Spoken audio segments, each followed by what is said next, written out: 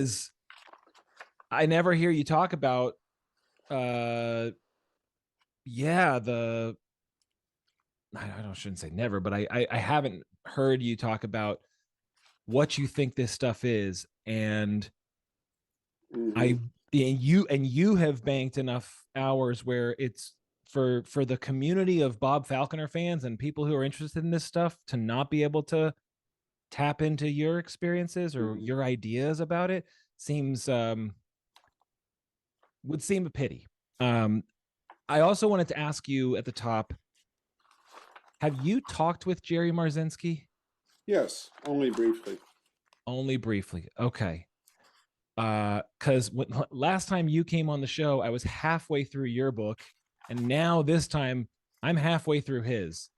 And I think that he has a lot of overlap with you, and to view these things as feeders or parasitic entities is has now sent me down a whole other rabbit hole of what the Gnostics believe, and um which I guess is not too unpredictable. But and also the last time we talked, I hadn't worked with you before. That's another thing, but both in just doing a classic IFS session and retrieval, but also beginning to encounter this phenomena in my own system and from the first person experience rather than just watching a demo of someone else's. So Hmm.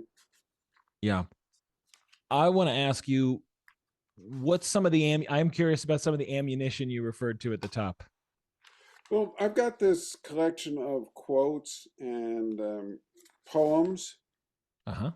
and there was a poem I wanted to read. Perfect. And I also got copies of my new book and the others within us, in case you wanted references, Perfect. because I don't keep those in my head. And I am missing the number one poem I wanted to read. That really sucks. Well, you're in the name of your book. That's right. I was surprised that you had something. You were mentioned. You were on a podcast like 3 weeks ago, and the host was saying you're going fast, and you're like, "Well, I'm old. I don't Yeah, have a gotta lot go of time." fast. Yeah, exactly. But this book is of poems. The name of it, Well, this isn't a book of poems. quotes. I mean quotes. Yeah. When you're going through hell, keep going. Trauma, healing, spirit, and internal family systems. Yeah. And whose And quote is that? it's quotes and short stories I often use a lot. There, I found the one I wanted to read to you.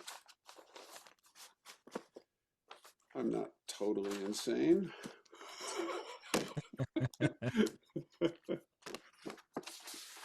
Whose quote is the title of that book? The When You're Going Through Hell. Winston Churchill. Winston Churchill. It's Okay. attributed to him. Now, I was under the impression that it was actually older, sort of a traditional joke, but I couldn't find any proof of that. Okay. But he's the first one to say it in print. Yeah. And since it's a book of quotes, well, I promise we'll get to your poem. But since it's a book of quotes and there's plenty, you had to make a decision about what am I going to title that book, and how did you, how did that one make the title? I'm not sure. Just Yeah. the other finalist was What's in the Way is the Way. Yeah. Of course. Yeah. Or what's the I remember I said that to a client, and I said the object in the path becomes the path. And They hit you. yeah, he didn't like it. He didn't like it. It wasn't coming from himself, you know. Yep. Yeah. So yeah, let's hear your poem, or the poem you want to read. That one actually goes all the way back to Marcus Aurelius, Yeah, what's Roman in the way emperor. is the way. Yeah, Yeah. famous Stoic. Well, I assume we're recording, so I assume this is the podcast. We're in it. We're in it. Yes. Okay. Um, one of the things that more and more I think is that psychotherapy is really a spiritual process. And these people who pretend it's some technical thing I don't think so. I mean, I've come to even have this somewhat radical idea. Diagnosis. To diagnose someone is actually an act of hatred and disrespect. I want to say something about that, but you say more. Well, it is. It's a socially acceptable way to look down your long bony nose at someone, disrespect them and hate them, and distance yourself from them as another human being. And so, so I think the real healing is always spiritual at its base. Mm. And there's this poem I really like by a woman named Pesha Gertier or Gertler. Finally, on my way to yes, I bump into all the places where I said no to my life, all the unintended wounds, the red and purple scars, those hieroglyphs of pain carved into my skin, my bones, those coded messages that send me down the wrong street again and again, where I find them, the old wounds, the old misdirections, and I lift them one by one close to my heart, and I say, holy, holy.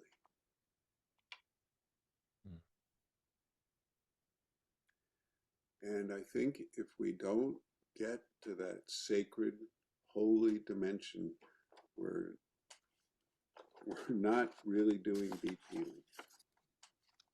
Yeah. Yeah. I appreciate, that poem is an invitation almost, right? Yeah. Every human can be invited to courageously do the same to the extent that they're able and willing. Yeah. And if they realize there's something holy at the end of those streets, it changes the whole nature of the journey down them. Yeah, that's right. You can say that 100 more times. Yeah. That would fill your podcast. Okay. So there's 2 mile markers that you've opened up. Let me before I forget about them. So I want to say something about diagnosis also. So I'm actually I'm having Jerry Marzinski on next month, and I'm looking forward to talking with him. And I had the same reaction when he said yes that I had when you said yes, which is, holy shit, this guy will talk to me. And his answer is, I'll talk to anyone who will listen. And I'm more appreciating that just because of how many people, not that there's not a lot of people who will listen, but proportionally there's not. There's not. There's a reason why you keep saying people don't want to touch this stuff. I'm late in my career, so I don't have to worry about this. And I feel foolish because I'm going to be 40 next month, but I feel like I've been called now. Like I'm going through a slow moving initiation or something, to the point where I'm making my wife nervous when I say, I don't know if I'm going to renew my license, but I want to be responsible about it. Anyway, let me come back to diagnosis. So he said, oh, okay, I'm going to come on your podcast. And I said, I bought your book and I'm going to read it. And he sent me an attachment. He said, read this. And it was I believe someone who was suffering from the diagnosis of paranoid schizophrenia, and and I think they were maybe witnessing the doctor talking to another patient or giving the patient the diagnosis. And what they saw were black toads coming out of the doctor's mouth and hopping over and sticking on and going into the person, right?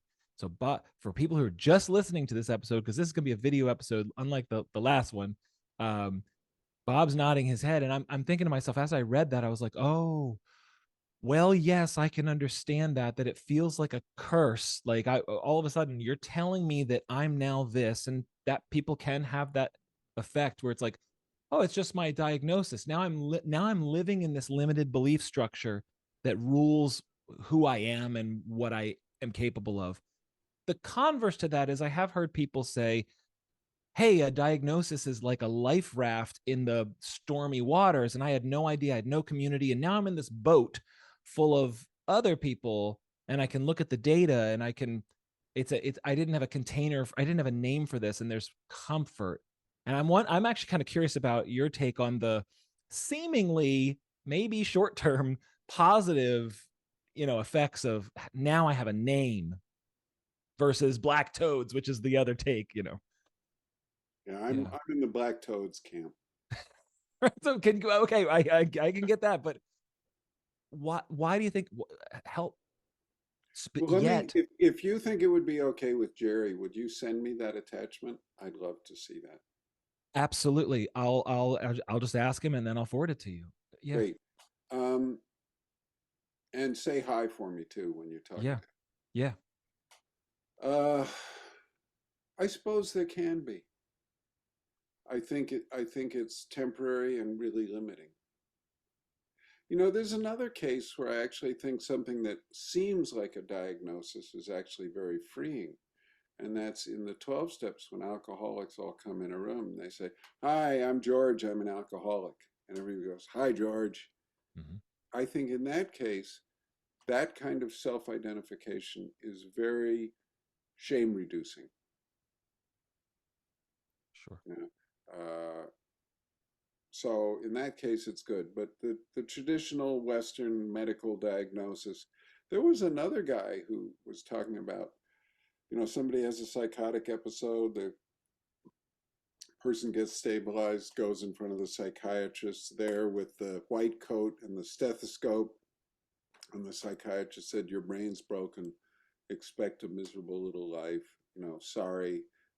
The most intense emotional and visionary experiences of your life are absolutely meaningless. It's just a broken brain.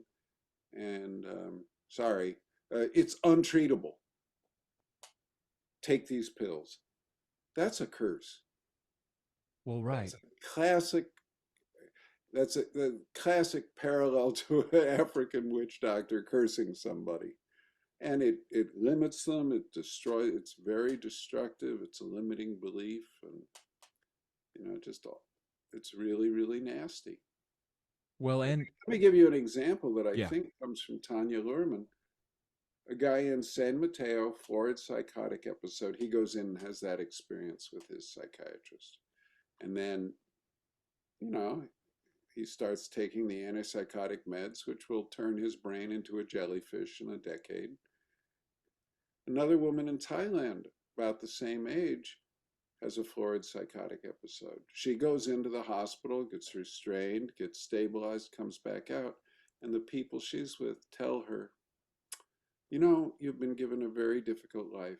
You're on the front lines of the cosmic battle between good and evil. However, if you do well in the battle, you can help many others, and your life will have great meaning.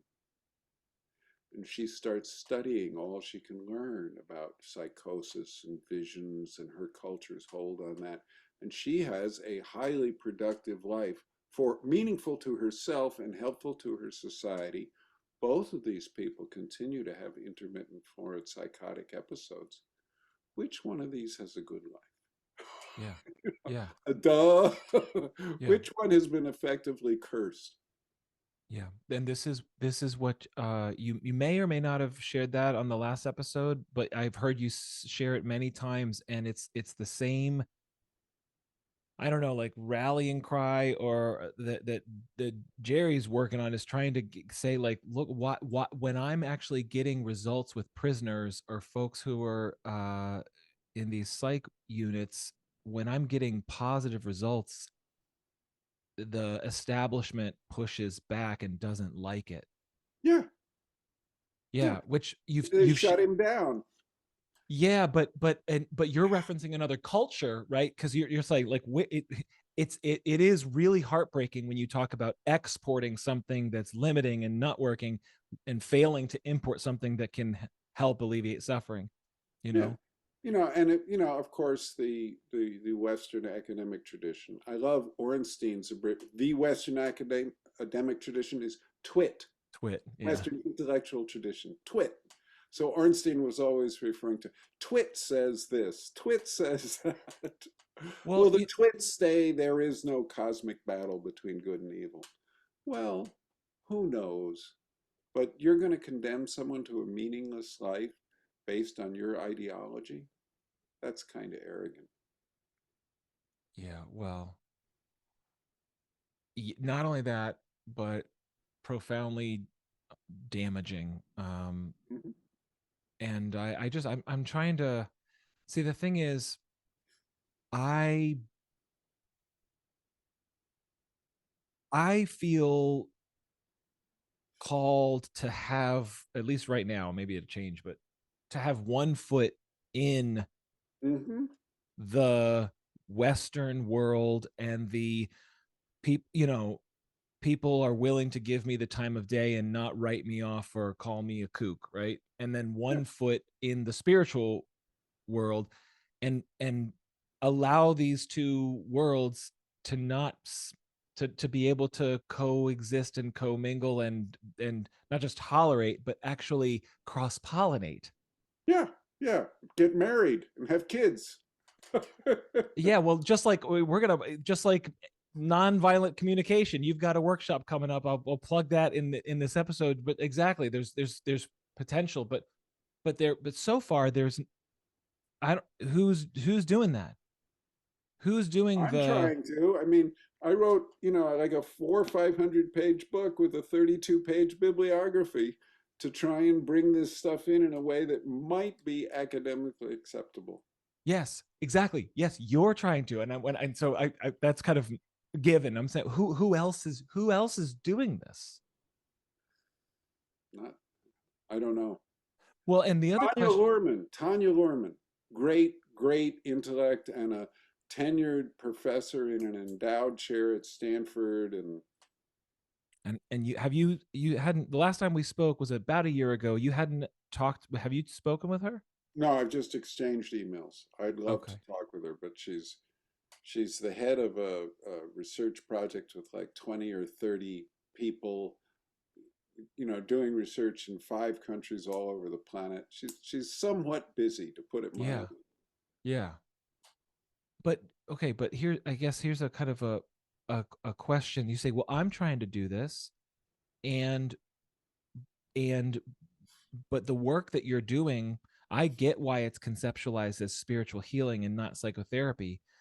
But I guess what I'm trying to say is to have one foot in each world practically, to still hold the license. When I talk about flirting with letting it go, holding it, I spoke to the Department of Labor or tax.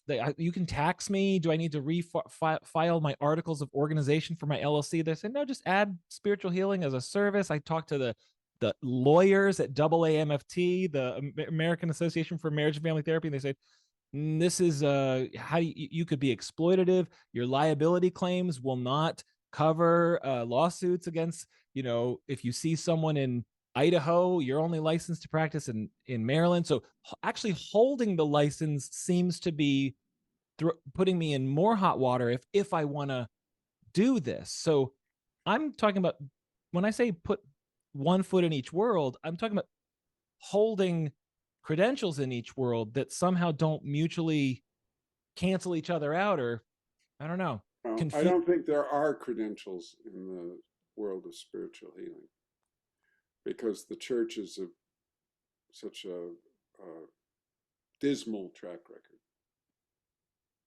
Yeah. And Okay. I don't know, I'm not a lawyer and I don't concern myself with that world very much. But I think you could say I offer psychotherapy in Maryland and I offer spiritual healing worldwide. These are different things. Do you still have your license? No. I was So only it's I was only a certified hypnotherapist. I never was like a family therapist or anything like that. okay. Okay. but in a sense, not holding, again, just in terms of like lawsuits, not having the license seems to be the simpler path. But anyway, it's a little technical. That's cool. I didn't know you were a certified hypnotherapist. When did you start that? That was what I started in. I was an immense fan of Milton Erickson's. Yes. And I met his eldest daughter, Carol Erickson, along 80s, maybe even 70s. And I really liked her. And she agreed to run a master's degree program for me. So I found an institution that would hire her. So my master's degree program was basically working with Carol Erickson Hmm. and studying Ericksonian hypnotherapy. And it was wonderful. Yeah. Well, and hypnotherapy, that's taking people, it makes sense. There are like IFS practitioners who are also hypnotherapists, and it makes sense that you're just helping the nervous system tune into another experience that is not the ordinary state of consciousness that you and I are in right now as we have this conversation over Zoom, Yeah, you know. I think IFS is accessing altered states of consciousness all the time. And you can talk about that in terms of hypnotic trance. I know that makes Dick uncomfortable, but Well, sorry, it's okay, because I view, I whenever I guess it was in 20, it doesn't matter, when I started doing IFS, I equated it to the deep meditative state. I equated seeing or hearing parts as, this is something like the spirit realm. This is yeah. something like dreaming. This is something like meditation. It's the same thing. I Yeah. actually, before I lose it, I have it as on one of my bullet points. And you've talked about the story of Milton Erickson and studying and paying attention to one of his patients' word salad, right? Oh yeah, yeah. And then he speaks it back to him using the client language, and then the patient pauses whatever he's doing, orients to the uh to Erickson, and says, "Cut it out, doc," and then just goes right back in. So it seems to have been a brief glimpse. And I wanted to ask you about that, because whenever you tell that story, you're using it as an example of like, use the client's language and you can make contact, you can Yeah. connect. This guy had not had any human connection for years and years and years, and he was on a locked ward, and all he would do was talk word salad.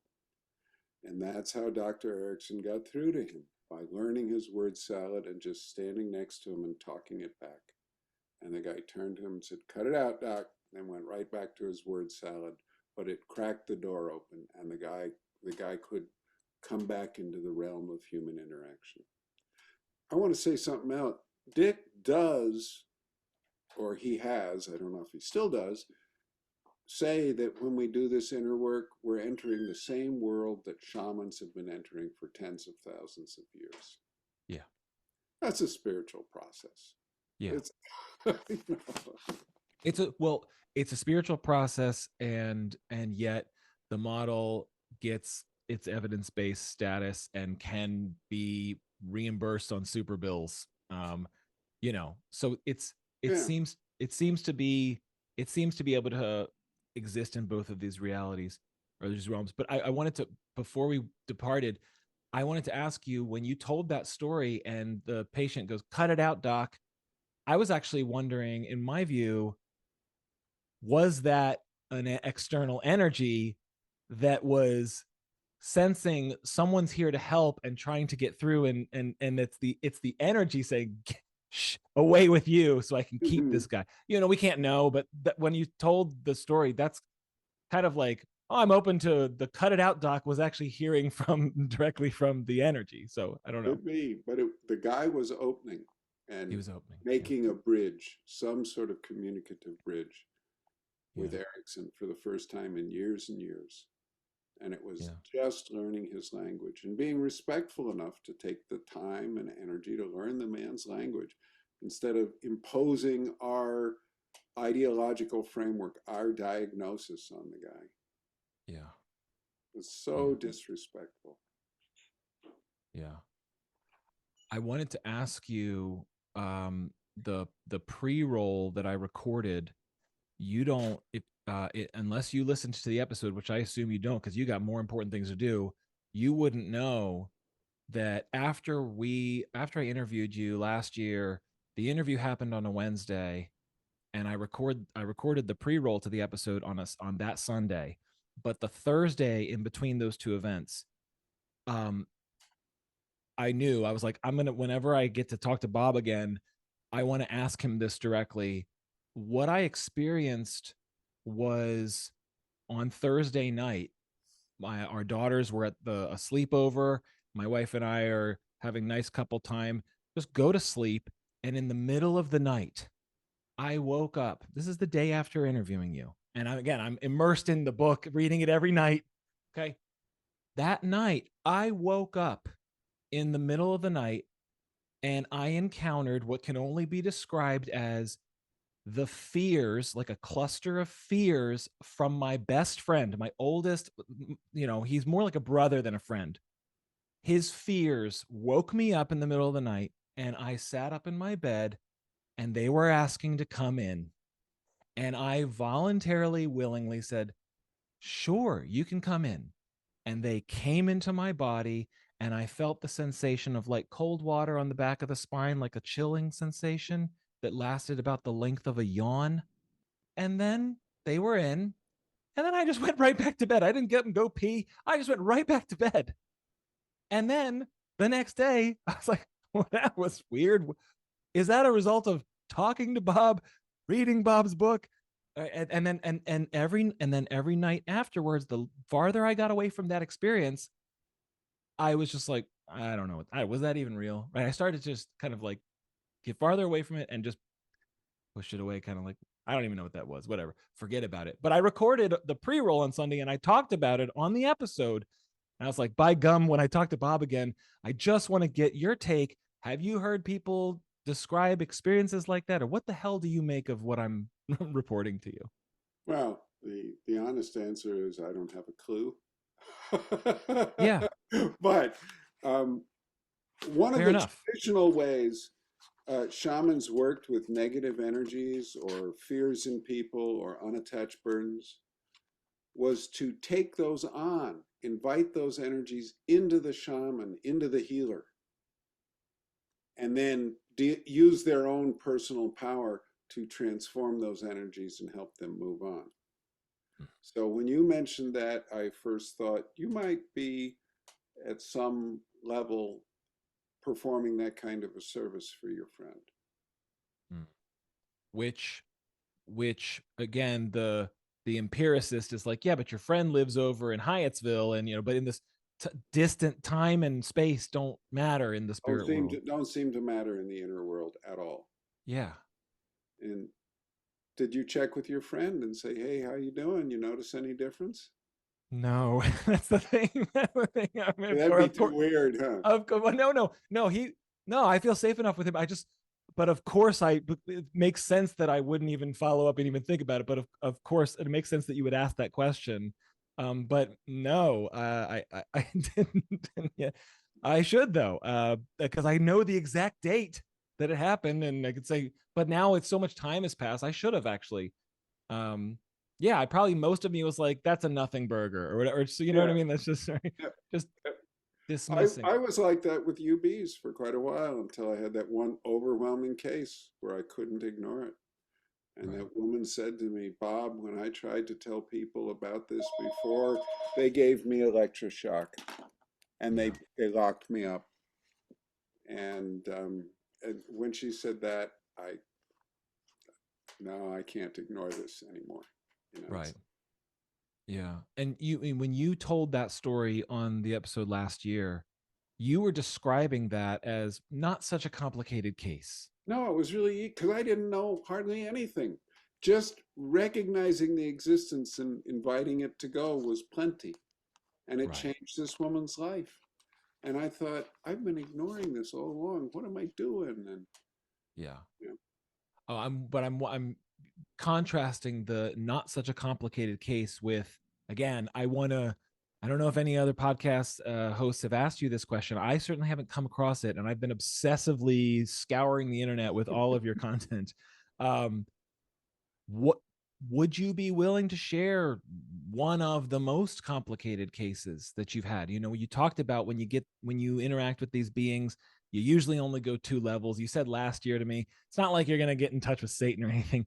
But I'm like, okay, in Bob's breadth of experience, what is one of the more complex or complicated cases you've encountered? Okay, I'll mention one that was fairly recent that Okay. was successful, and then I'll mention one that was a complete failure, Okay. just for a little balance. Uh, Sure. a woman who'd been doing a fair amount of psychedelics and had all these demon issues, which are one of the orishas from the south of Brazilian Umbanda. They were appearing in her, and all these other dark energies, and they just flash around like all this, and it was very, very, very intense for her. And somehow, I thought, and it was obviously profoundly disturbing. I mean, I thought, who's the projectionist? You know, I started trying to work with all these who's the projectionist, who's the projectionist, and we met this thing, and we were able to help it leave. But it was incredibly, I mean, her body was flailing around, and you know, her face was contorted, and you Mm-hmm. know, and it was very dramatic and very complex. And for some reason, spirit was with me, and I was totally calm and just, who's a projectionist? Let's talk to the projectionist. Why are you here? You know, what do you need? You're lost. You're in the wrong place. We're going to help you go where you can actually get what you need. You've never been able to get it here. And stop. You're great with all these wonderful images. You're really impressive. Very, you know, but just stop. Be real. And I think, you know, many shamanic traditions talk about shapeshifters. And I think it's this very similar sort of phenomenon. So that was very complex. And not long ago, that would have left me quite shaken. But This was over Zoom. Yeah. yeah, And she was alone. in her room, yeah. Yeah. Yeah. But she had done ayahuasca in groups. Right. And yeah, so that was very dramatic. And And you say for some reason spirit was with me. I mean, maybe we'll dog ear this page and come back, because I remember after taking the kind of UB with Bob 101, because there's not a lot of courses right about this stuff, but you were describing and detailing your um practice, and you invest a significant chunk of your day. every day, yeah. Yeah, yeah. So I mean, I hear you say for some reason spirit was with me, but I mean, you've really I don't want to say the earned, but you've put your time in. Makes sense why you'd have access to protective energies like that. Yeah, I do my footwork. Yeah, My footwork. yeah. Yeah. I don't Footwork, think is of that a them as protective energies. Protective energies have this sort of combative atmosphere. I think of it more as loving energies. loving energy? And Okay, yeah, coming from those, I'm not scared very often. right. And then another one from a few years ago, I did, I think 8 sessions with this guy who felt he had some kind of curse in him from a woman who'd been a lover. Um, and we could get it out, but it would always snap back in. And then Dick came and did 3 sessions with him, and he got the same results. Could get it out, but it'll always snap back in. Right. And I think there was probably some secondary gain of some kind going on there that we never got really clear that all his parts were ready to let it go. And I think that was the issue. But I don't know. I felt baffled. And an interesting thing came up there as we dealt with this curse energy. where do you get your energy? And we went to this thing that identified itself as the darkness. And it sort of sneered at me a little bit and said, I'm not a fallen angel. I'm nothing like that. I'm the darkness. I'm the opposite of light. I've always been what I am, and I always will be. And I said, one of your beings is tormenting this guy. Will you withdraw your energy from her? And it just said, talk to her. I'm the darkness. Don't bother me. I've run into a similar thing one other time. A similar thing to the sort of not apathetic, but just not invested. Not invested, very calm. No, I never, I'm not a fallen angel. I'm not the soul of a dead person, nothing like that. I just am the darkness. Right. And I have will always be here. I will always be here. And I don't necessarily have any malevolent intentions to hurt anyone. Well, it didn't say that. Didn't say that. Well, yeah. Okay. Fair enough. Yeah. I mean, so let me petition to your experience and the nerdy researcher Bob, who's really just learned and reads all about this stuff, and then the practitioner Bob, who encounters this stuff and can, whether you do it consciously or unconsciously, are mapping it onto your knowledge system.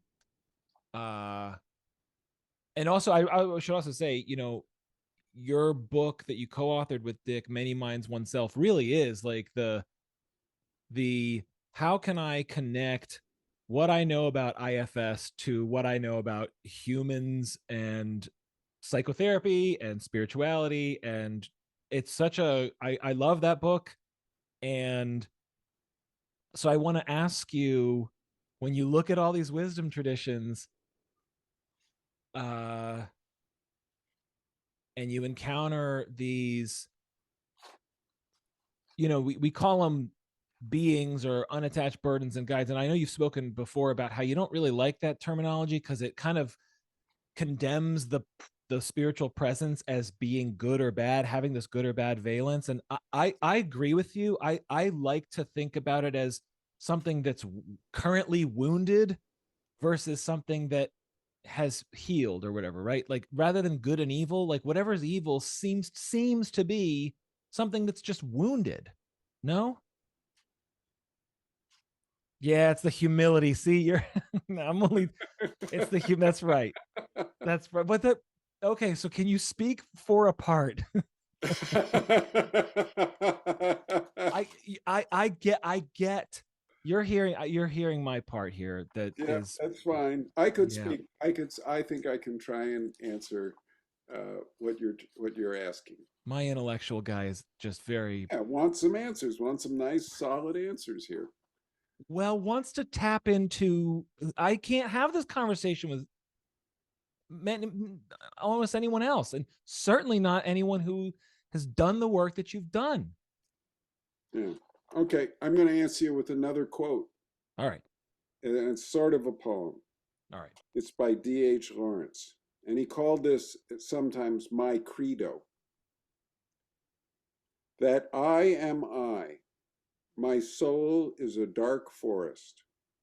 That my known self will never be more than a little clearing in the forest. That gods, strange gods, come forth from the forest into the clearing of my known self, and then go back. That I must have the courage to let them come and go.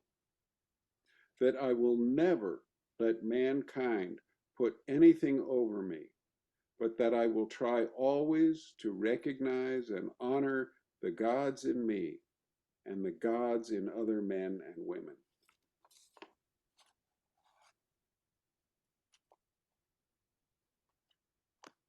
And did you say who wrote that? D.H. Lawrence. D.H. Lawrence.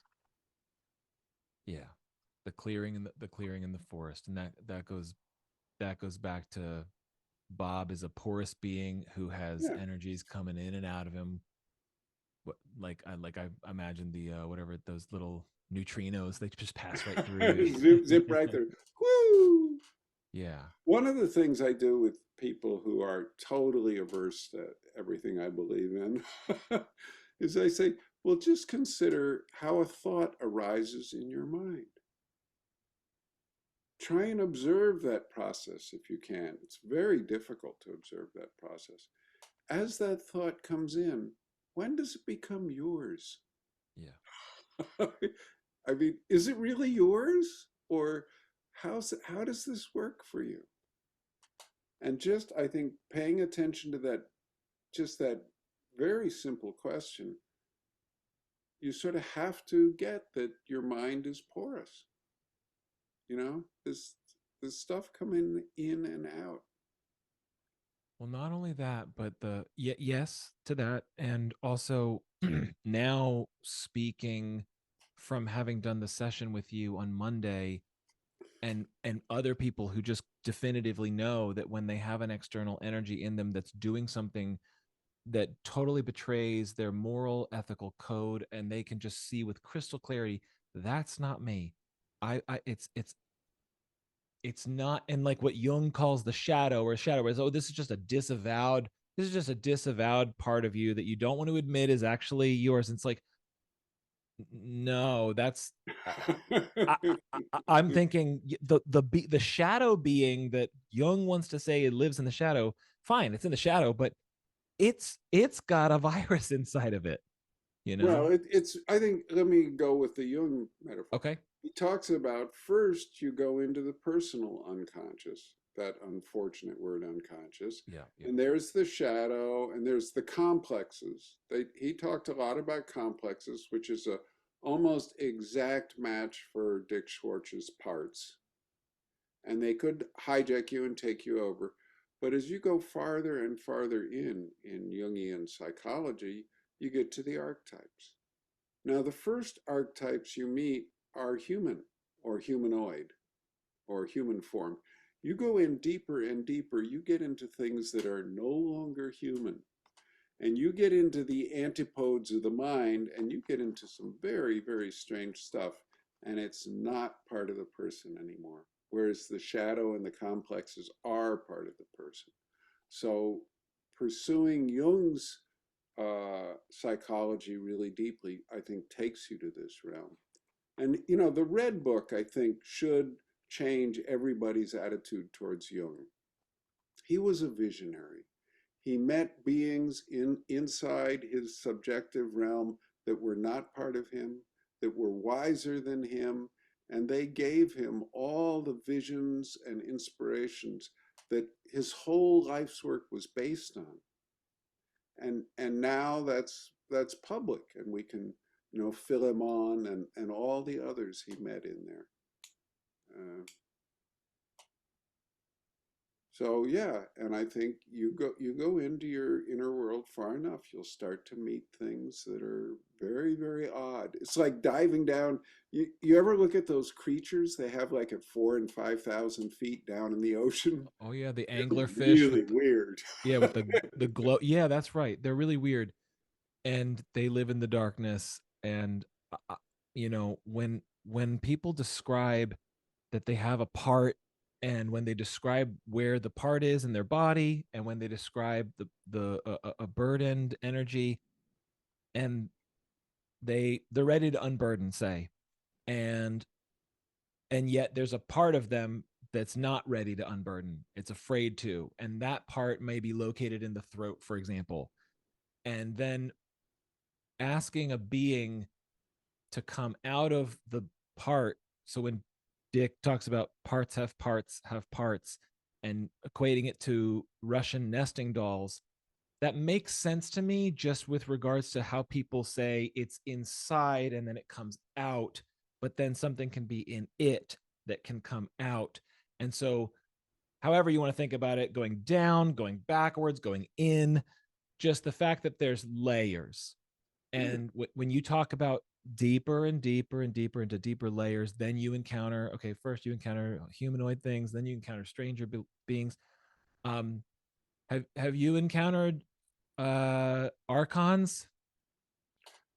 I don't know. Maybe I've encountered a lot of things that are clearly non-human.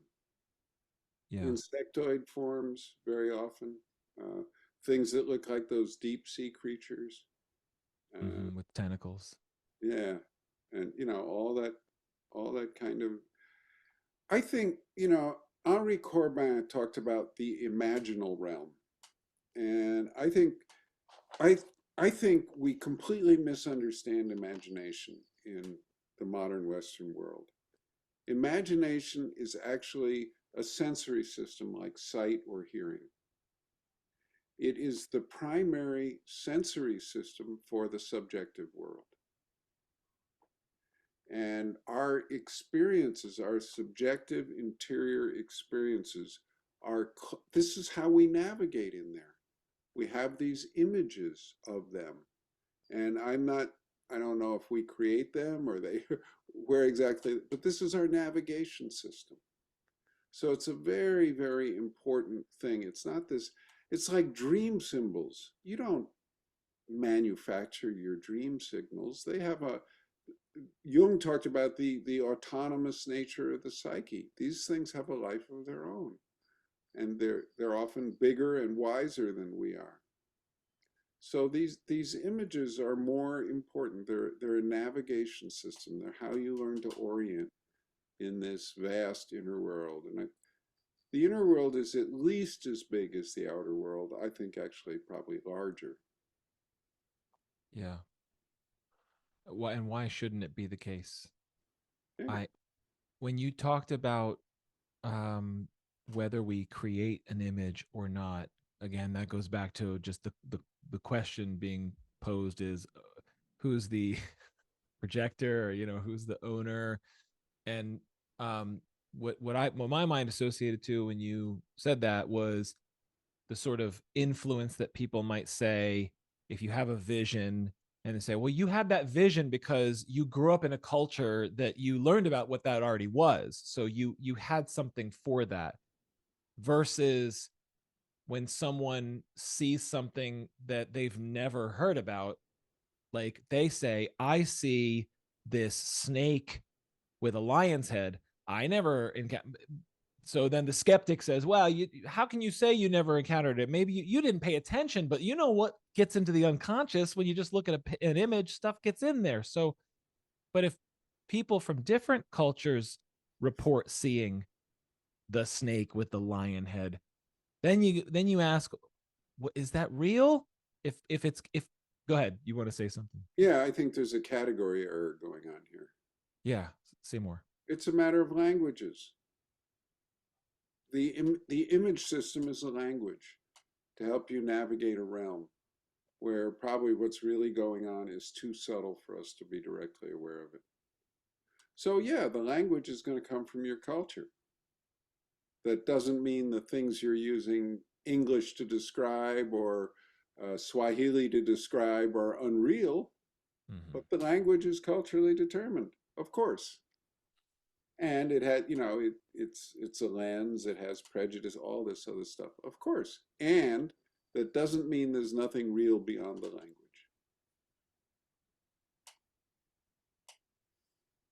That last part's sticking in my craw. What? That doesn't mean there's nothing real. Beyond the language. Yeah, beyond the language. Why is that sticking in your craw?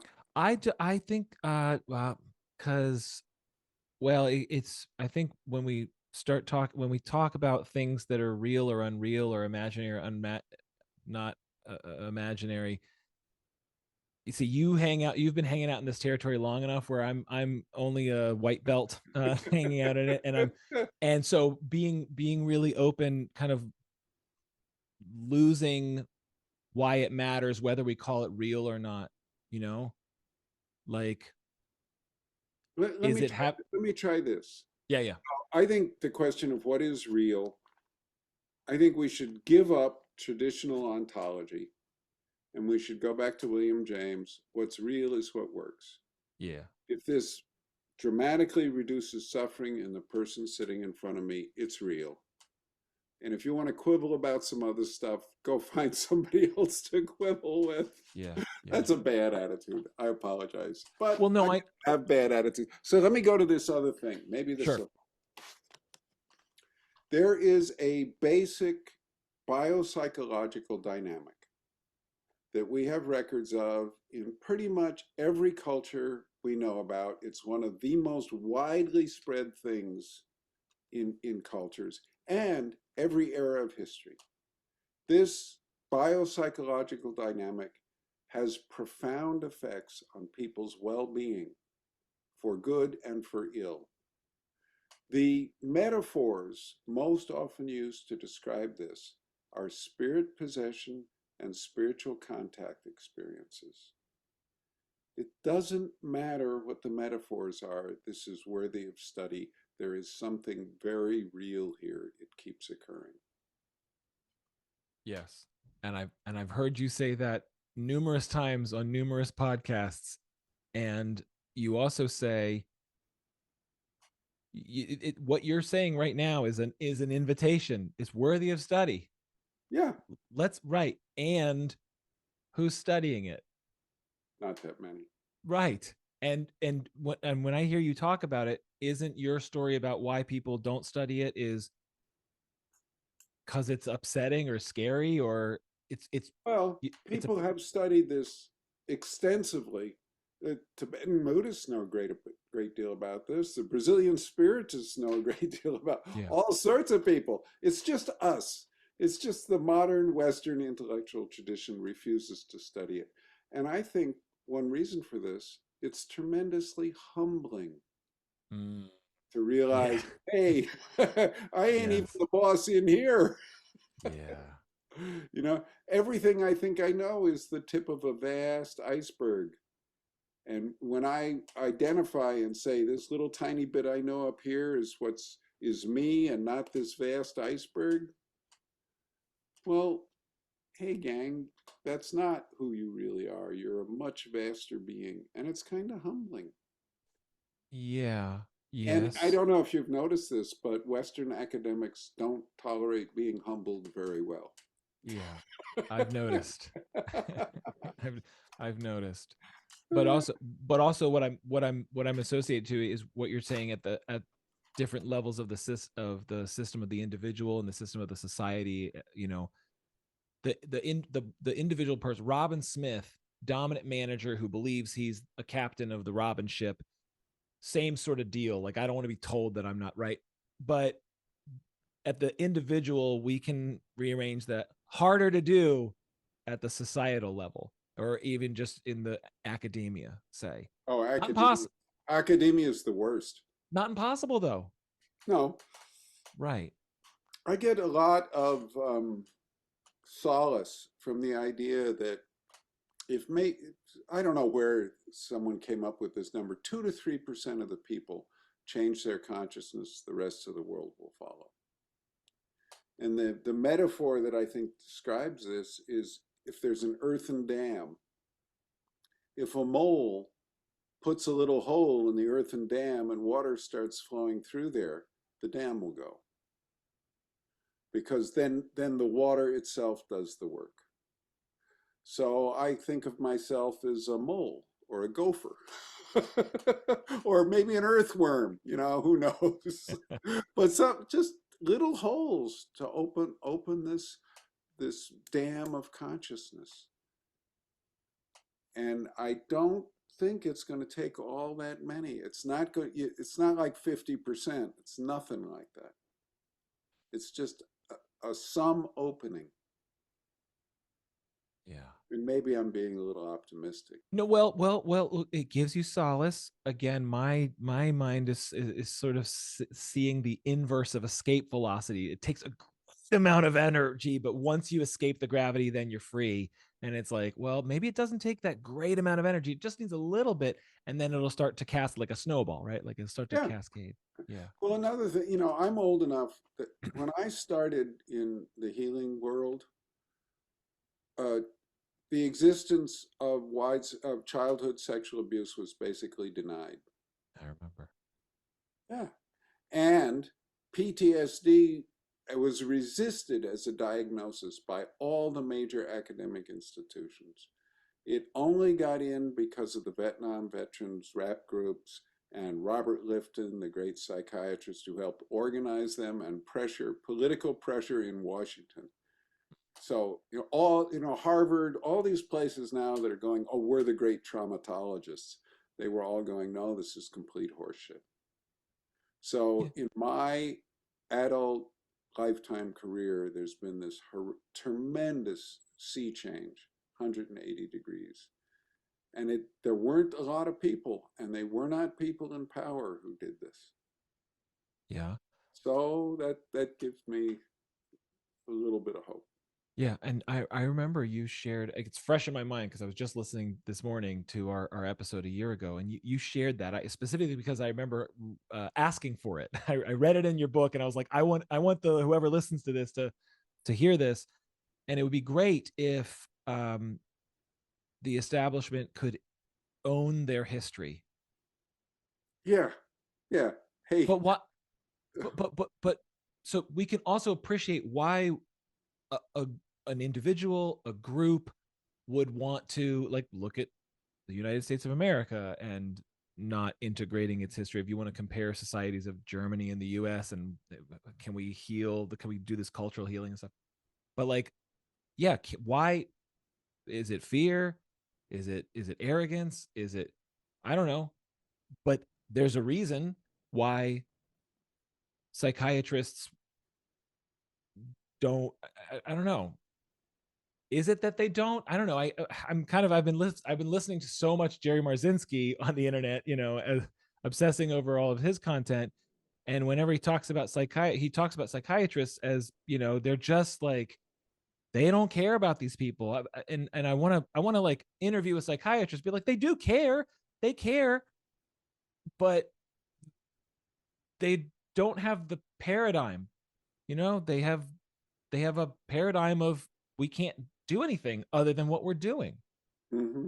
I want to give the psychiatrist the benefit of the doubt. And also, a nerdy part of me wants to be like, hey, do the psychiatrists have access to an external energy that are just helping the battery cells that are these people in prisons or psych wards? I know that's a little far out there, but That's okay. That's where I live.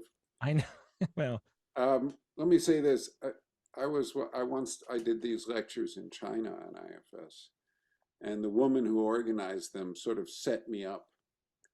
I think I think she wanted to see me humiliated, and she asked me about my opinions of antipsychotic medications and the treatment of psychotics. And I told her, what I thought, and I was reasonably polite about it. And she said, oh, I didn't tell you this, Bob, but we have Dr. Albert Leung of the Harvard Medical School here, who has 30 years of experience with inpatient psychiatric treatment. We're not going to have him comment on your comments. mm-hmm. And Albert, I think I have his last name wrong, but his first name was Albert. He was wonderful. He was wonderful. He said, oh, your ideas are very interesting and there's a lot of truth in them. But what you're not looking at, Bob, is the people who have no motivation to heal. They're absolutely not interested in doing any work at all. And the best we can offer them is medications to make their lives less miserable. And how did that land on you when you heard him say that? It made a lot of sense. Some people doing this kind of inner work's incredibly difficult, demanding, scary, all this stuff. Some people just don't want to do it.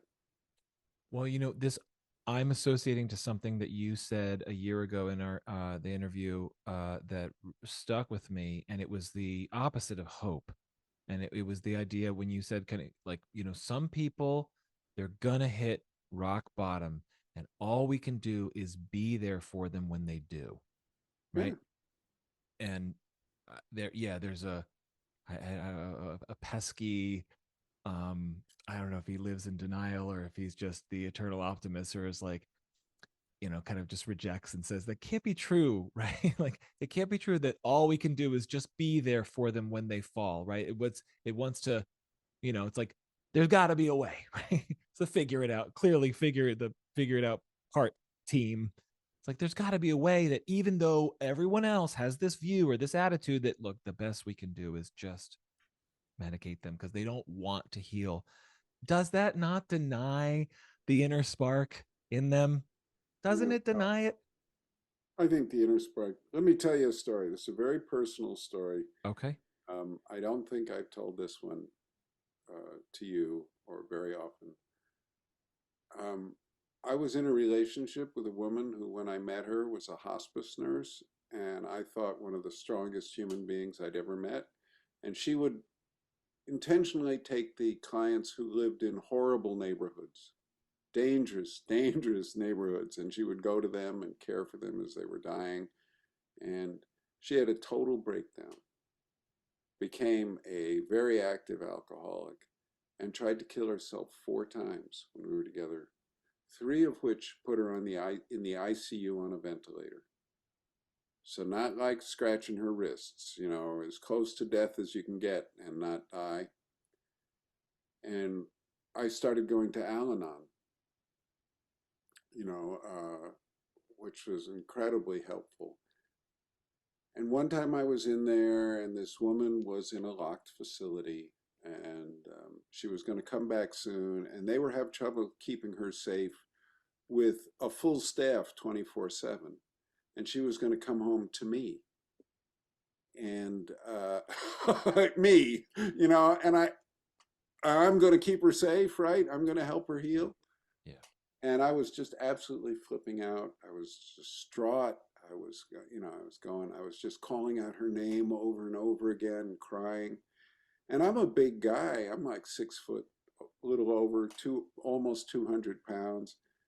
At the end of the meeting, this little tiny woman came up to me, barely 5 feet tall, and she grabbed me by the shoulders and jerked me around, is going like this to me.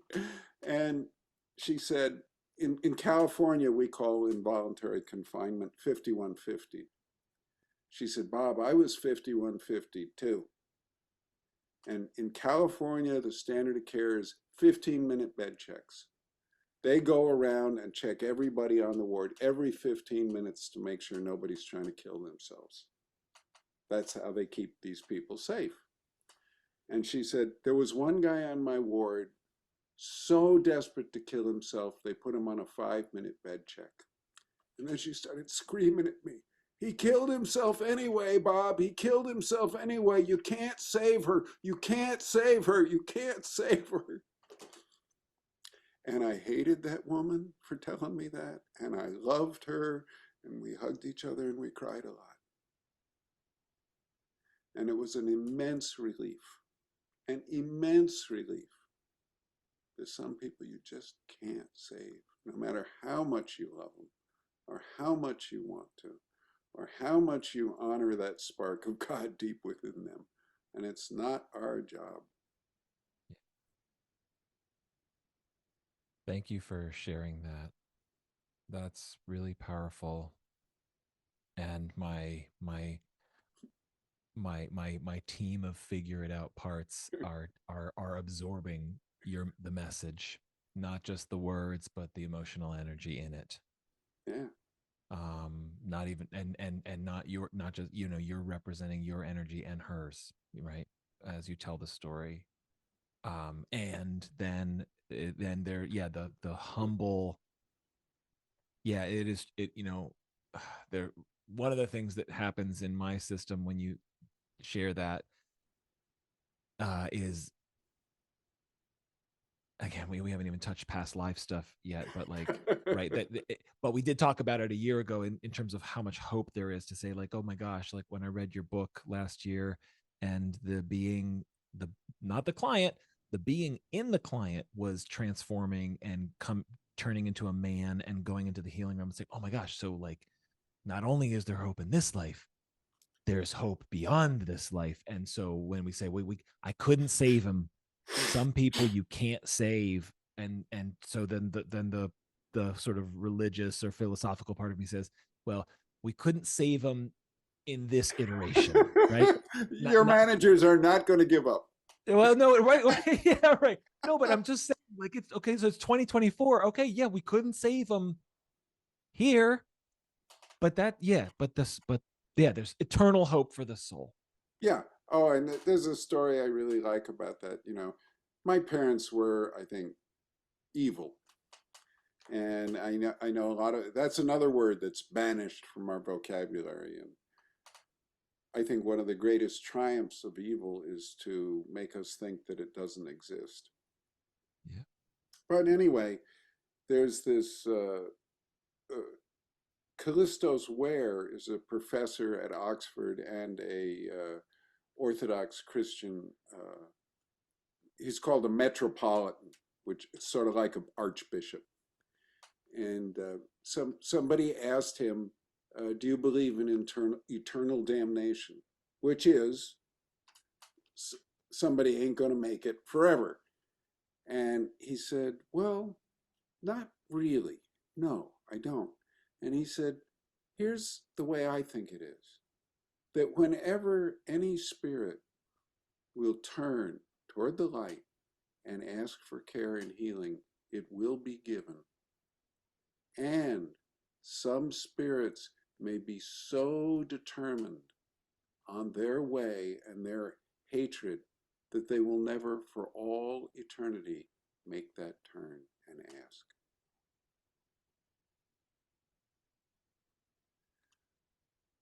That's, to me, the most satisfying answer I've heard. Yeah, my If you were there, stubborn. you could get them to ask. No, no, no, no, no, no, no, no, no. I'm teasing. I'm teasing you. I know, but right, I'm just want to name, because I on Wednesday nights we go over to my mother-in-law's house, and I like to talk about this stuff with her, and I told her, many weeks ago, but I told her I was like no one's irredeemable, and I told her Satan is not irredeemable. Now, there's a mythology that says that there was a time before the fall. There was a quote unquote time before the. Okay, if that doesn't that imply the possibility that it could be restored and made whole? Don't all of the hero journeys and stories and good versus evil, isn't that it's that night? I guess that's what my software has been socialized with, is that we can just put this back together. Right. And some will never turn. Yeah, but That's not our responsibility or our job. You can't save her. You can't save her. You yeah, can't save her, no matter how much you love her. yeah, I'm gonna have to work with my parts on that. Yeah, they have this savior complex, and yeah, no, I really appreciate that story. Um, Let me say something else because you brought up, Lucifer, the the what became Satan, he was the brightest angel, the most the most intelligent, the most bright shining of all the angels. And I think what he represents is intellectual pride. When he mm, started thinking, "I got this, I can do this, I'm bigger than the whole shebang," that's when he went down. He became the worst evil. And I think we see that in our present day world. These utopians like Mao Zedong thought he could reform his nation and turn it into a wonderful paradise utopia on earth, and he killed about 100 million people. That's the same sin of intellectual spiritual pride that Lucifer's accused of traditionally, I think. Now, I bet I pissed off about half your audience right now. no, no, no, no. I have no idea, but no, I makes sense why you'd associate to that, and I appreciate you sharing it. Yeah. I want another thing about intellect. Pride is my personal greatest danger and Yeah. personality shortcoming. I I can become proud and arrogant. So perhaps I'm oversensitive about this issue. Can you tell the Pia Melody story? I don't think you told that story. You told it on other podcasts, but I want my listeners to hear it. When you talked about just going to a place of training and learning, and she saw. She labeled me. Yeah, okay. Yeah, I'll do that. I want to finish this other thought Please, first. please, yeah. Yeah, I work with the indigenous a fair amount, and this one guy was telling me the people, the reason you're successful here is because you talk to us from your trauma background. Not you say I was raped and beaten throughout my childhood, and these are the things that. So that seems like straight across. And he said the people who do worst on the reservations are usually the ones from the Ivy League. The bigger the university, the worse they do. Yeah. And I sort of thought, oh, that makes sense. They spent their whole careers being able to look down on other people and feeling justified and being proud. So, of course, the indigenous people are not going to like that. And it's going to be very hard for them to give up. Of course. Well, anyway, I'm sensitive to this because I'm guilty of it sometimes. Pia Melody, I did a lot of work with her, and she knew me really well. And Who's Pia Melody for folks? Pia Melody, she was a nurse. She was not an official therapist. She was also an alcoholic in recovery, and she had a lot of other addiction issues. But she created a way of working with addictions that's a parts work kind of model. And the Meadows, which she is retired, but the Meadows is still going strong in Arizona, a treatment center based on her work. And she's one of the most powerful human beings I've ever met. She was unbelievable as a human. Her recorded, the tape recordings of her lectures, which are available through the Meadows bookstore, are superb. Her books are not as good because she had co-authors work with her who just couldn't contain what she had to offer on the printed page. Anyway, working with her in these very small groups, she knew me really well. She had me sit down once and she said, okay, Bob, I'm going to tell you all your faults, your character defects, as they call them in 12 steps. And don't bother taking notes. We'll have this guy over here take notes for you. You're paying me to take your inventory. And so I was all eager to hear it. First, Bob, your arrogance. And she talked about how I'd been arrogant in group and how she'd seen it in my work. And she said she knew my father was a sadistic sex offender and that I hated his guts. And she said, well, your arrogance keeps your father's spirit alive in you. And I go, and she seemed so accurate. She's just saying this, calm and steady. And then your sarcasm and how I hurt people with, how it's a somewhat socially acceptable form of sadism. And, your father was a sadist. It's like, oh man, she is nailing me. And there were like 6 of these. And at the end, I'm just a puddle, And she says, okay, Bob, you okay? You got all that? I say, yeah. She says, now we're going to do the hard part. And I go, what? Oh. And she says, Bob, your anger is a spear that keeps you connected to your father's spirit. Your anger at him keeps you connected to him, keeps you plugged right in. We got to break that spear. Here's how we're going to do it. You're going to tell him how much he hurt you without getting angry at him. We're going to put his spirit in that empty chair over there. How close do you want the chair? And I just started screaming obscenities at her. You stupid bitch, that's the dumbest fucking thing. And when I finally ran out of breath, she said, okay, Bob, how close do you want the chair? Didn't faze her at all. And eventually, with the chair at the other end of the house, I did what she said, and it worked. It broke the connection. And that's sort of my model for what forgiveness really is. It's breaking that kind of emotional connection. Yeah. When I heard you first tell that story, I was driving to the office and crying in my car. I don't know this woman at all, but I love her spirit. Yeah, she And was strong. She is strong, but she's not working anymore, sadly. yeah, yeah, and that I shared that with my wife yesterday. So I just for the record, I have permission from my parts to share, not everything, but I can share this from our the session that we did on Monday.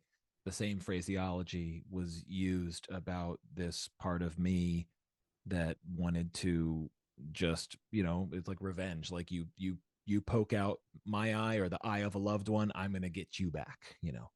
And you reflected that same language of, that spear, that part of you that wants to, these external energies are they provoke, they want that energy because it helps them stay, and it helps them stay Mhm. connected. They can stay if you're afraid of them, and they can stay if you're angry at them, you know uh and yeah, that's just real. I'm after the session on Monday, I was like, oh, okay, not for myself, but for my couple, my most difficult couples that I work with. I'm like, oh, okay, how can I apply this in the couples work, right? Yeah. But I think that's a really useful understanding to know that, uh yeah, that's the Buddhists say the anger is like the hot coal. You're holding this hot coal, you're angry at someone, but it's burning your hand, you know Yeah, I think it's worse than that. It keeps you connected to them. And this has become, I mean, Pia did it to help me, but it's become something I use with many, many, many clients. And there's another thing from the 12 steps. They in Al-Anon they talk a lot about detach with love. And thinking about it this way, it's the only way you really can detach. This is not some wishy-washy, bliss-ninny, make nice thing. It's the only way you really get free. Because if you're still hating them, you're still attached. yeah. So the only way you can really get detached from some bad actor in your life is to find a place of neutrality, love. I wish you well. I'm just walking away. I'm not, because if you're still angry, you're still attached. And is that independent from forgiveness? To me, that is forgiveness. Okay. That's all that separates you. You're no longer connected. Yeah. To me, forgiveness is the cessation of being connected to whoever did you wrong. Yeah. And that's no small thing, right? That's Oh, it's huge. it's huge. It's And huge. it's not some Hallmark card kind of. Not at all. Not at all. And it's not something that just has to happen between two people who are like alive right now and estranged. Maybe it can happen back in, up the generational hierarchy. Definitely. Yeah. Yeah. You don't, that other, you don't forgive somebody else for them. You do it for you because you're still Hmm. tied to them some way. Yeah. That's such an important message. I'm glad you're sharing it with our audience. Um, so I'm at a sort of a fork in the road between kind of wanting to ask you some. There's a well, when I last interviewed you, I was only halfway through the book. I know I'm not gonna have the time to cover like the the questions that I had a year ago, but I've since encountered some stuff that I wanted to ask you. But I also want to give you space to share. Maybe what feels more appropriate is, when did you know that you wanted to take the collection of quotes and amalgamate them and make a book out of them? When did you know that? Well, I, it's been 50 years I've been collecting these things. I'm a I'm a compulsive journaler. I'm looking over at it now. It's maybe between 12 and 16 feet on the bookshelf filled with journals, over 20,000 pages. And all throughout this time, I've been collecting quotes. And every time I finished a journal, I'd go back through it and I'd bring out all the quotes. So I've been doing this a long time. And it's always been in the back of my mind, well, I sort of like to publish this one day, or. And then it just seemed to be, now's a good time. You're an old fart. You better do it. Well, it's an offering, right? It Yeah, really is it really is an offering. And for you to say, like when you talked about how much journal it is, my girls are 8 and 6, and the amount of art we have, I talked to their aunt. I'm like, pick up that bag and tell me how much it weighs. Like there's so much art. And yeah. you're talking about decades of life and doing it, and to curate it and to condense it and to publish it is a great offering. And I'm I excited. find many of these quotes are very, very helpful to me. They're like the slogans in the 12 step. They become this nucleus around which a whole bunch of ideas and attitudes can sort of congeal. So they create almost like a shorthand that can help me think. Mm. Would you be willing to share some more quotes with our audience? Well, the other one I really like is "What's in the way is the way." Mm-hmm. That's Why do from you like that one? Marcus Aurelius. And it's so important in doing IFS therapy. If some protector comes in and your attitude towards it is really, yeah, you're garbage, get out of here, that's not going to go really well. But if you realize, oh, this is what's in the way, it is the way, you turn towards it with real curiosity and even delight. Mm-hmm. Oh, it's so good. Hi. Where, Yeah. delight and real curiosity. And that changes everything. Yeah. And it also, if you view things that way, it makes your life a lot more fun. I was going to say, yes, it makes your life a lot more fun. And the radical pragmatist who cares about their health and longevity, your nervous system probably will get more mileage. Yeah, a lot more. Yeah, A lot right. more. To say your car breaks down on the way to the airport, where you have non-refundable tickets to go on something, and it's like, okay, really, Bob, you're going to ask me to delight in that flat tire? Well, or or at least this is the way for some reason. I think another thing is you can take, this isn't a quote, but you can take everything in life as though it were a lesson designed precisely and exquisitely for your personal growth. Now, that may or may not be true, but if you take your life that way, you'll have a much better time and you'll grow a lot more. Yeah. Yeah, that sounds similar to what Dick has said when he is behind a paywall and talking about IFS in spiritual terms, and says the lesson plan is the set of burdens you have. Yeah, yeah, And it's a hard school. Earth's a hard school, but to have the humility and the openness to say, oh, okay, like that for whatever, for the mystery that is, I don't know, I can't know this, but for some reason I got a flat here on 95, and I yep, can't I yep. can't get to the airport on time. And I can What? make myself miserable or I can do something else. There's another quote I really like, which is when you're looking at the difficulties and the problems in an interaction, use a mirror, not a magnifying glass. Whose quote is that? I'm not sure. Okay. I'm not sure. Um, Yeah. but and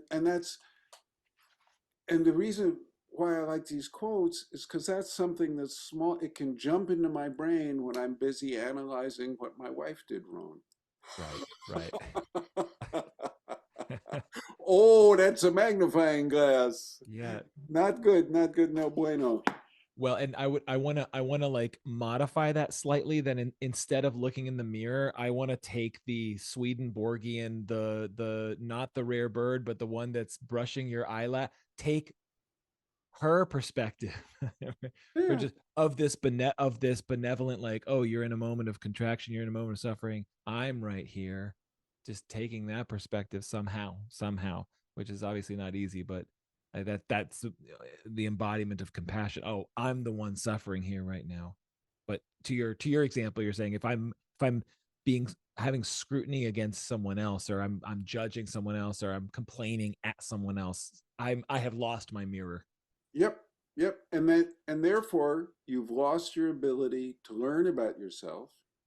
And therefore also you're leaking a tremendous amount of energy you could be using for something very valuable and important.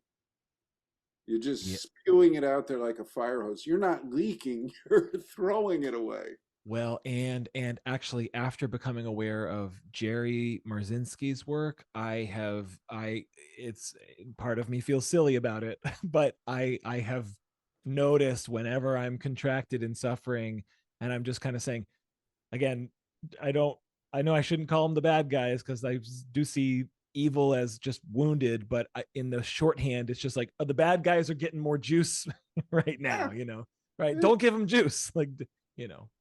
yeah. Um, I just opened this up at random and I want to just read a couple. please.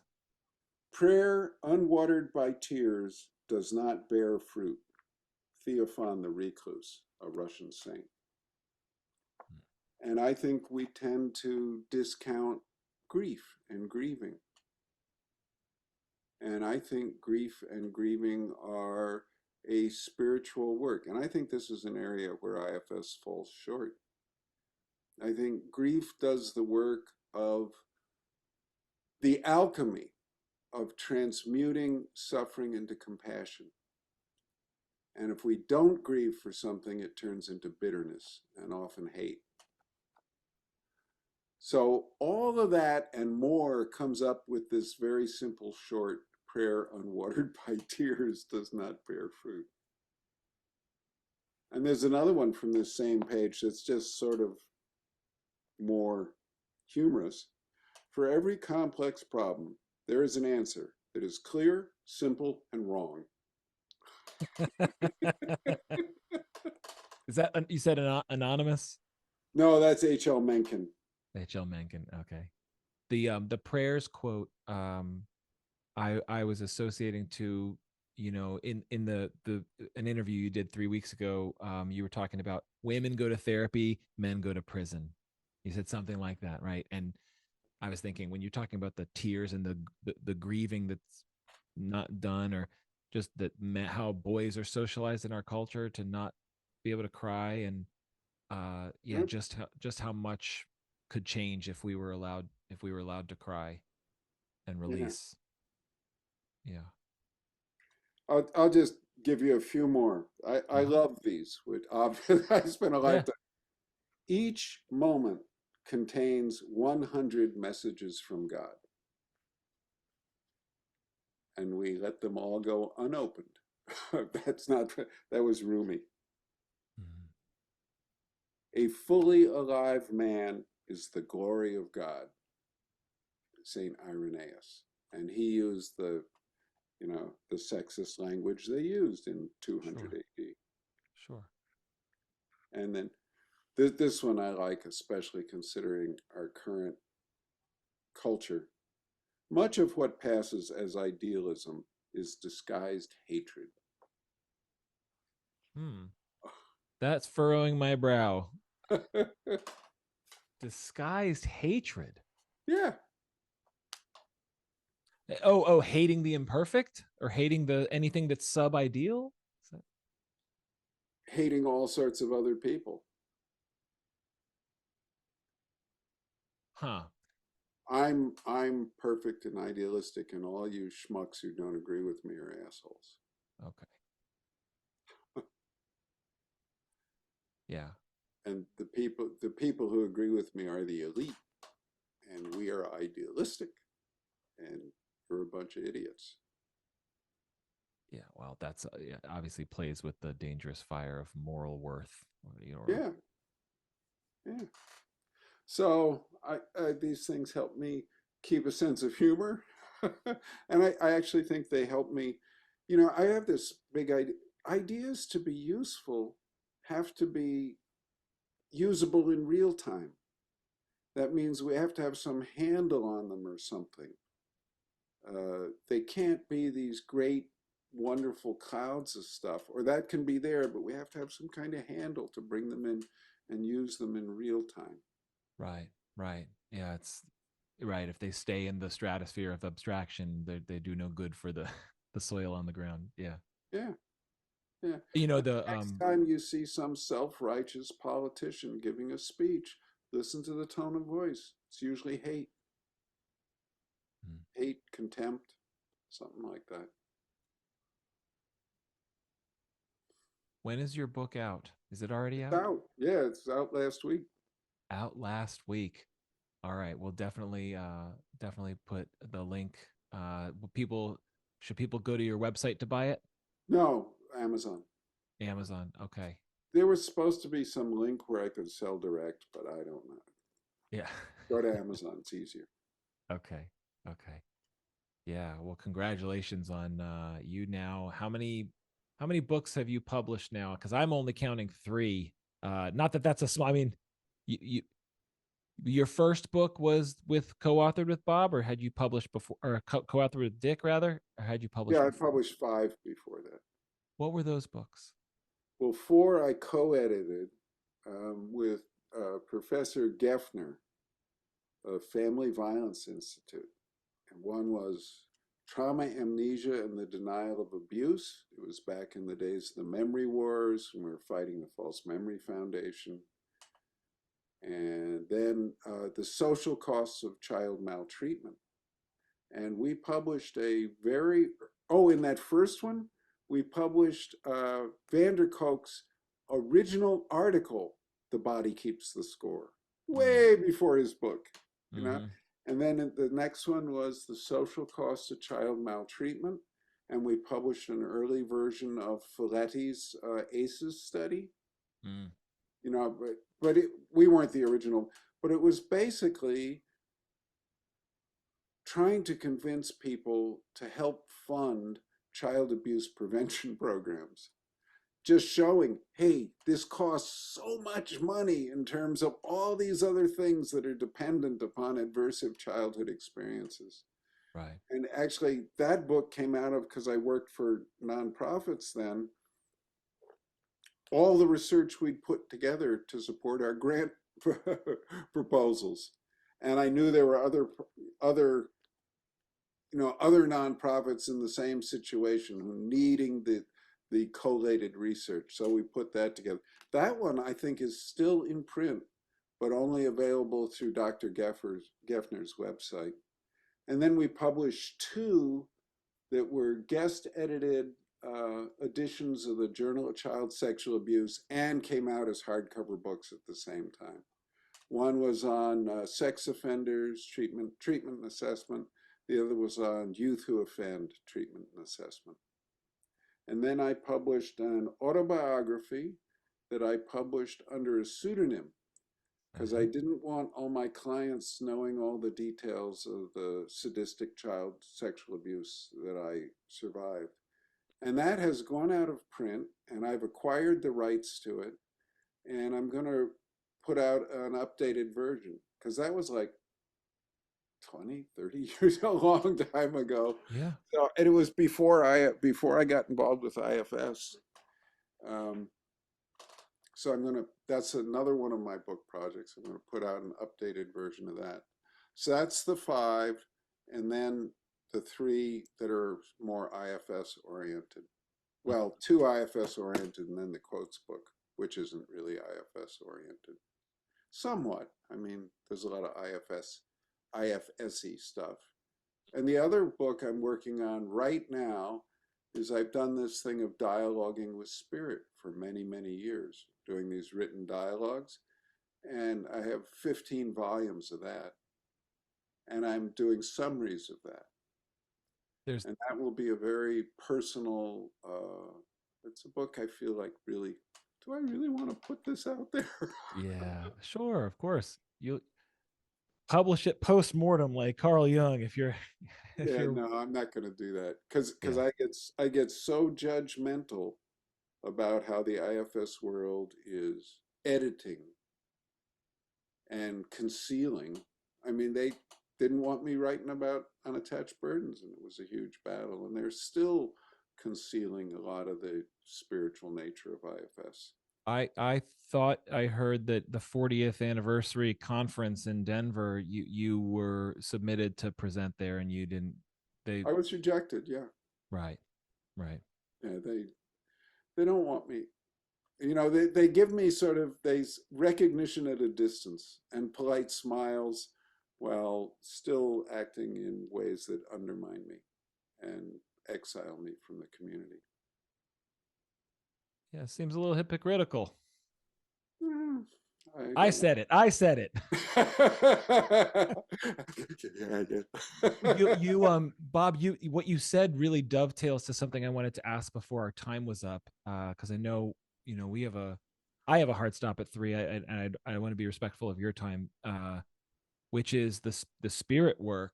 And I'm wondering if you might just, you talk about writing the book, and when some interviews you talk about how Dick doesn't like the term entities, or you Yeah, know like when we talk about writing, when you ask a part, when you try to communicate with a part, and people do journaling exercises, it's like it's like a best interest, it's like an attorney, a representative. It's like I'm speaking for the part, or I'm a stenographer, a court stenographer, I'm writing down, right?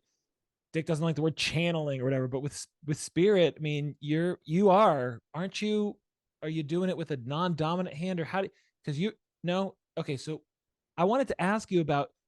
I hinted at this earlier in our conversation about the fact that you've got access to spirit because you put the time in. You don't have to tell our listeners all the details, but just a little bit about you've spoken before public. Was it publicly? Maybe not. yeah, I it's I just okay. want, huh? Yeah, it's okay. I'll talk about that. Yeah, about dancing. Yeah, I Yeah. get up almost every morning at 4 in the morning. I spend an hour or more listening to what to me is sacred music. And I have a Spotify uh, playlist called Sacred Psychedelic. If Sacred you psychedelic. like classical Western choral sacred music, that's what I often usually listen to. And I pray and I check in with my parts. And then I go out in the woods near my house and dance in the trees. And then I come in and I do the regular journal. And then I do this dialogue journal with spirit where I just write down, hi, and questions back and forth. And it's become a pretty good open stream bed where when Kay Gardner suggested this to me in a group, and I thought it was the dumbest thing I'd ever heard. But because I love Kay, I thought, oh, I'll try it. And the very first time, something wiser than me came through. There Wow. was information in me somewhere that was new stuff I didn't. And that was pretty interesting. So I kept doing it, and it became a daily practice. Mm. So that's what I'm transcribing Yeah. and summarizing. What was when I've heard Kay gets name dropped a lot, and I've heard nothing but great things. What her first invitation that you said sounds ridiculous, or what was the prompt? Well, she said it was from Ira Progoff, the journal guy. She said, I just want you to write a dialogue with spirit, however spirit appears to you. And she made some suggestions. And just sit down, write your name, and then ask a question or something. And then just write spirit or whatever the name of how spirit shows up for you and have it write an answer. And just keep your hand moving. And you'll just do that for, I don't know, 15 minutes. Real simple. And it would have been really easy for me to blow that off and go, new age garbage. Right. Yeah. My the flash association in my hand is Ouija board, right? Like you're you're asking a question, and then there's not some free will of, I mean, I won't get, I said the wrong word. We're just gonna it's like saying Baltimore. Don't take us down some long rabbit hole. But when you ask a question and you're opening to receive an answer, uh was there any part of you that was concerned about what you'd get back, and thought that you could be playing with fire? No, And that might be a reflection of foolishness.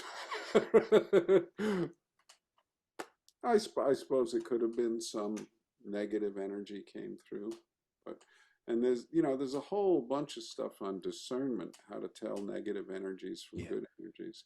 I want to Yeah. say one more thing because it's so important, and I don't know if I said this with the first one. Spirit possession, oh, scary idea. Entities, scary idea. But if you look cross culturally and throughout history, the vast majority of spiritual contact experiences are sought after, desired, and very, very, very positive. The vast majority. And I think the only reason why the IFS world runs into unattached burdens, the negative ones first, is because it focuses on pathology. And and our culture devalues all experiences of this kind. So even ones that are basically very positive, we go, oh, that's psychotic stuff, you know.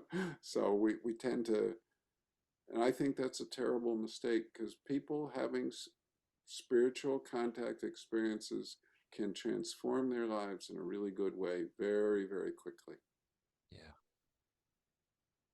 Yeah. Thanks for sharing that. And I remember hearing you say that too recently.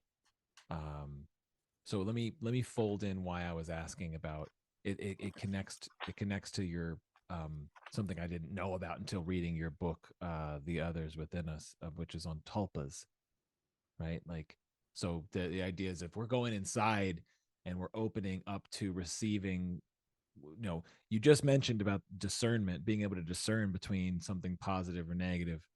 Um, yeah, I the question I wrote down is, could you tell our listeners what, number one, what tulpas are and how they're different from parts or Mm-hmm. perhaps Okay. other beings in the spirit realm? Yeah, yeah. Well, tulpa is a word that's adopted from Tibet.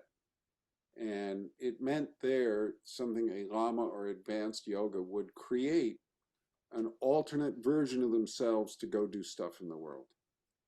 There are a bunch of people in the West now, mainly high tech people. I mean, these are not like these are people who are holding down responsible, who intentionally create tulpas in their own mind. They call themselves the tulpamancers. And you can Google this. And one of their listservs had 30,000 people on it. So it's not just a dozen weirdos in some basement somewhere. There's a lot of Yeah. people doing this. And they intentionally work to form and create some kind of being in their mind strong enough so that it develops a will and a personality of its own so that they can interact with it. And they find this a very positive, life giving experience that gives them emotional health, companionship, alternate points of view on their relation, all sorts of stuff. And this is quite similar to the imaginary friends in childhood, I think, in a way. And we were trained in my era if kids had that, you discourage that. That's not healthy. Don't get involved Right. in that. That'll lead you to insanity. But now there's a lot of research showing kids with imaginary friends are actually healthier and they mature socially more quickly than kids without imaginary friends. So I think it's a similar kind of phenomena. And, people are capable of creating something in their head that seems subjectively to take on a life and intentionality of its own, and it's beneficial to them. I guess I just get curious about whether it appears as though they're creating it. Or it was something already there they called forward. Well, or just like, I mean, um, like a when you buy a puzzle from Target and you put the pieces together and say, this is a puzzle with 200 pieces, and so it appears that you've created the final work, you know. Could be. I guess the other thing is that the my my IFS student learner guy is kind of like, how's that different from a person accessing a part? or a person accessing a spirit?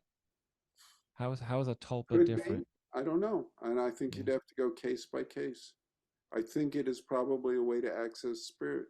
You could consider this a technique to work in Henri Corbin's imaginal realm, Right. and to help give you a direction to access spirit. Okay. I got to go really soon. I got to go now. There's something Okay. I'd like to read you at the end here. Sure. Sure. Well, Okay. look, Do you have any last question before I read you this short paragraph? I'll greedily take one. You asked, I'll take one.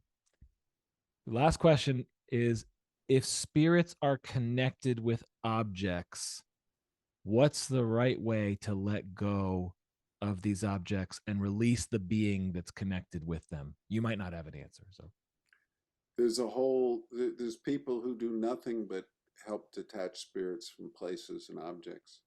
Marco Pagachnik is famous for that, the guy at Findhorn, clearing landscapes of negative spirits. Asil Toksal, who has his own organization, also works a great deal with clearing sacred sites of contamination. So that's a huge subject. okay. Okay. Thanks, Bob. This is from Octavio Paz.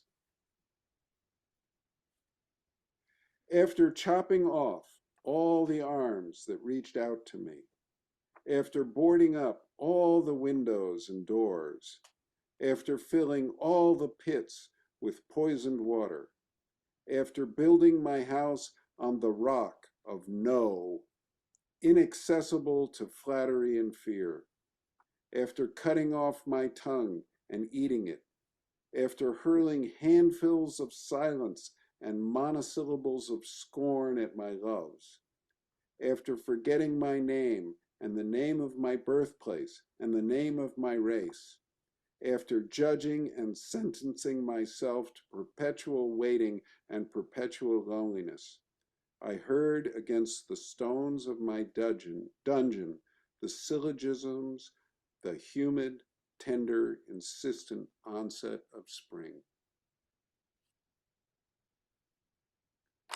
Happy April. Beautiful. Happy, yeah, happy April.